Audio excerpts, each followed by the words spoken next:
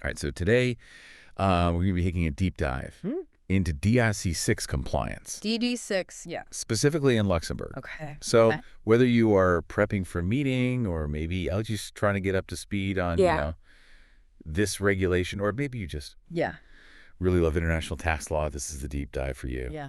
We're going to be going step by step through navigating Luxembourg's EDAC6 portal, which is actually surprisingly user-friendly. It is. And we'll also be going over strategies for communicating with tax authorities. And finally, we'll be tackling the often dreaded culture of accountability. Right.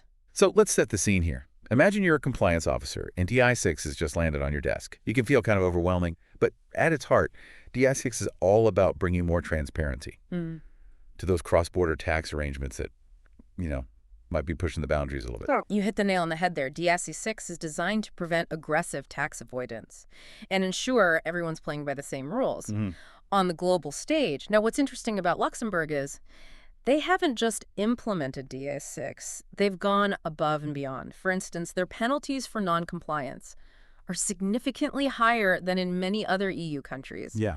A clear signal that they're serious about enforcement. Oh, absolutely. And that makes that 30-day reporting deadline feel even more real, right? Oh, for sure. I mean, no pressure. But seriously, understanding how to meet that deadline is crucial. So let's break down how we do that. Okay, sure. Let's walk through the EDAC6 portal filing process step by step. The first step, as with most things digital these days, is registration. So once you've created your account, you'll start a new filing and begin inputting the details of the arrangement in question. Now, this is where things get a little interesting. We need to specify what type of arrangement it is, which countries are involved, and what tax benefits are potentially being sought. This is where those infamous hallmarks of DAC6 come into play. Think of them as red flags, specific characteristics that might signal an arrangement needs to be reported. Sure. For example, one hallmark is the involvement of a confidentiality clause. That prevents an advisor from disclosing the arrangement to other tax authorities. Oh, wow. Pretty tricky, right? Yeah, it definitely highlights the need to be extra thorough when reviewing these arrangements. For sure. Knowing what to look for is half the battle. Exactly. And, of course, alongside a clear understanding of the hallmarks, meticulous documentation is absolutely crucial. Luxembourg requires you to keep all relevant documents for at least 5 years. That includes your submitted reports, all documentation concerning the arrangement itself, and even your communication records. Yeah. It's like creating a detailed map of the entire process, just in case the tax authorities want to retrace your steps. Okay, so speaking of tax authorities, I think we all know that dealing with them can be a bit, intimidating, to say the least. Right. It's like that moment when the teacher calls on you in class and you haven't done the reading. I get the analogy, but honestly, the best approach is to be proactive and transparent.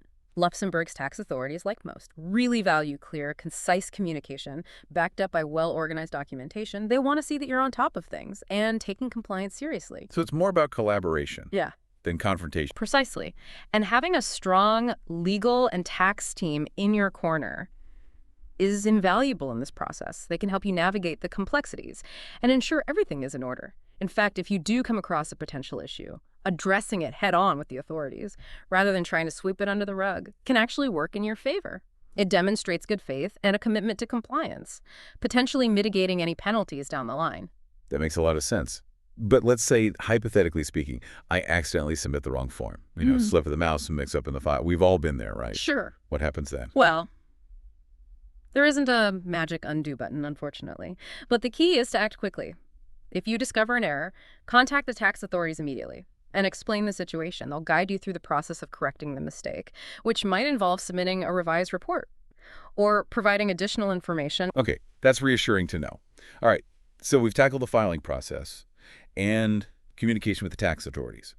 But there's another looming figure in the world of compliance: external auditors. It's like the final test, right? It is, yeah. External auditors play a critical role in ensuring DAC6 compliance.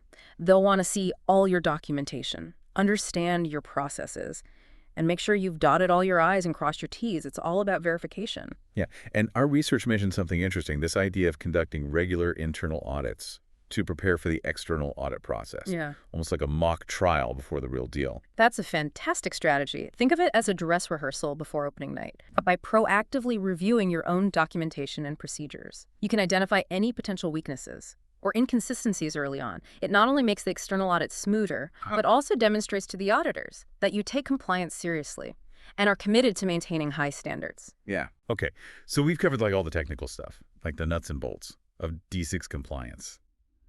But there's like this whole other layer to this, something that goes beyond checklists and forms, and that's building a real culture of compliance within an organization. Absolutely. And this is where things get really interesting. Because it's one thing to have the processes in place, but it's another thing entirely to foster an environment where compliance is ingrained in the very DNA of the company. It's about moving beyond, simply checking boxes, and creating a culture where everyone understands the importance of DAC6 and their role in upholding its principles. I think we've all heard the phrase compliance culture thrown around, but to be honest, it can sound a bit vague and abstract. What are some tangible steps that organizations can take to actually build this culture, to make it more than just a buzzword? You're spot on. It needs to be more than just a slogan on a poster. It starts with setting crystal clear expectations. Everyone in the organization, from the top down, needs to understand what DAC6 is, why it matters, and what their specific responsibilities are when it comes to compliance. This clarity is essential for fostering a sense of ownership and accountability. So it's about empowering employees to not just follow the rules, but to really understand the why behind them. Exactly. And alongside clear expectations, open communication is key. People need to feel comfortable raising concerns, asking questions, and even flagging potential issues without fear of repercussions. This means creating safe channels for reporting, where employees can speak up without worrying about being penalized or ostracized. That makes a lot of sense. It's about creating a climate of trust, where compliance is seen as everyone's responsibility, not just the burden of the legal or compliance team. Precisely. And our research highlighted another interesting point: the importance of cross-departmental collaboration. DAC6 compliance isn't something that can be siloed within one department.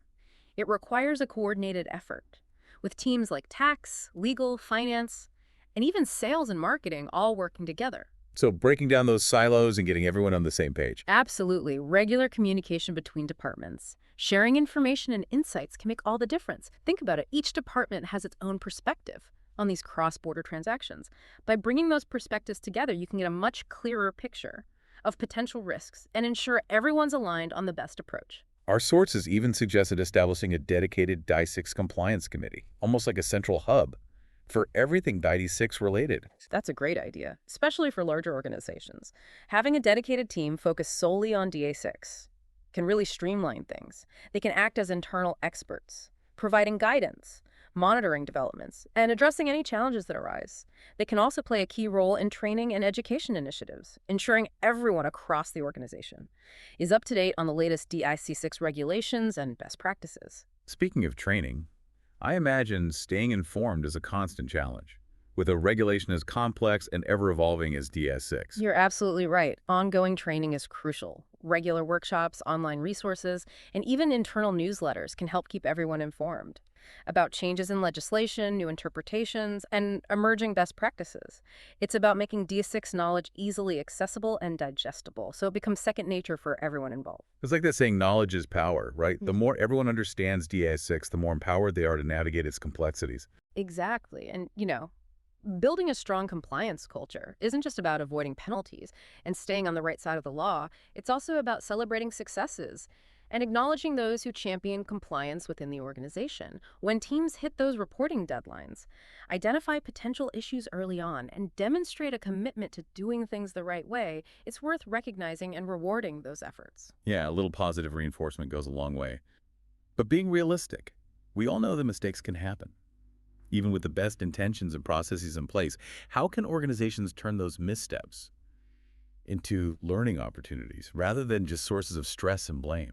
That's a great point. Mistakes are inevitable, but it's how we respond to them that defines a true culture of compliance. When something goes wrong, the focus shouldn't be on assigning blame, but on understanding what happened, why it happened, and how to prevent it from happening again. It's about creating a culture of continuous improvement, where every experience, even the negative ones, contributes to a more robust and effective compliance framework. So to recap, we've covered a lot of ground today. We started by diving into the technical aspects of DC6 compliance, navigating the EDC6 portal, understanding the intricacies of filing and reporting, and then we moved beyond the mechanics to explore the critical importance of communication, with tax authorities, external auditors, and within the organization itself. And finally, we delved into the often overlooked, but incredibly important human side of compliance, exploring how to build a genuine culture of Cullen, accountability, transparency, and collaboration. And we really kind of dug deep into that culture of accountability and transparency. Yeah, it's been a fascinating journey, this whole world of DC6 compliance. It's so much more than just, checking boxes and filling out those forms. It's really about creating that mindset, that environment, Right. where ethical and responsible tax practices are just woven into the fabric of an organization. Absolutely. Okay. You've given our listener a lot to think about today. But before we wrap up, I have one final question for you. Now that our listener understands the mechanics of DAC6, the importance of communication, documentation, and that power of a strong compliance culture, what's like the one key takeaway you want them to walk away with him today? That's a great question. If I had to boil it all down to one piece of advice, it would be this. Don't view DAN6 as just another regulatory hurdle to overcome.